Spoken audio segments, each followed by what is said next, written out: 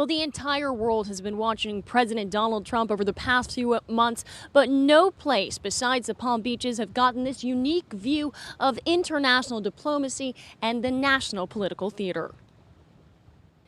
Out of his 100 days as President of the United States, Donald Trump has spent nearly 20% of his time in Florida, about 17 and a half days in Palm Beach County.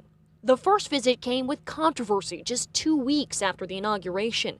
President Trump arrived for a Versailles-themed Red Cross charity ball at Mar-a-Lago, while protesters gathered outside his Palm Beach estate. A mix of excitement and apprehension that would remain for the 6 visits to follow. Number 2 came less than a week later, a historic visit between Trump and Japanese Prime Minister Shinzo Abe.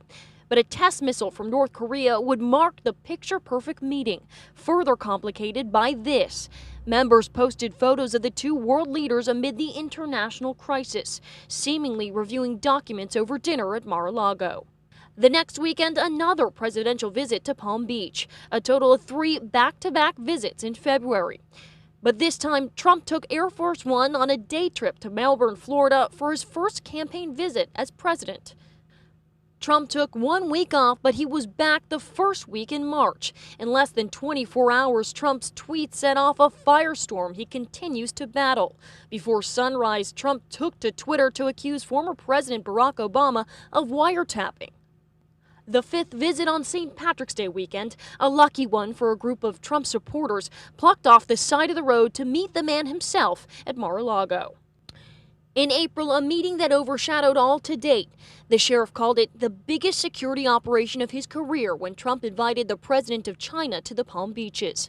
Despite an influx of hundreds of protesters and supporters from across the globe, only a few arrests and a softening relationship between the U.S. and China. But as the 2 world leaders dined, news broke of Trump's decision to bomb Syria.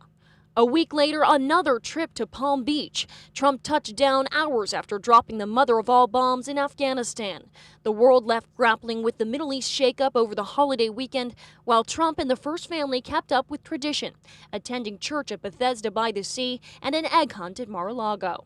While some say the attention brought to the Palm Beaches is priceless, these visits expected to cost taxpayers millions of dollars. State Department websites touting Trump fulfilling the dream of Mar-a-Lago's original owner by making this the Winter White House, ripped from the web this week, after a government watchdog group alleged government funds were being used to promote a private business.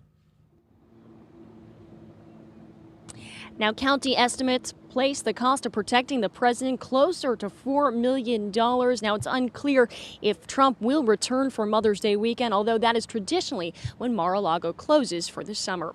For now, we're live here in West Palm Beach. Whitney Burbank, WPBF 25 News.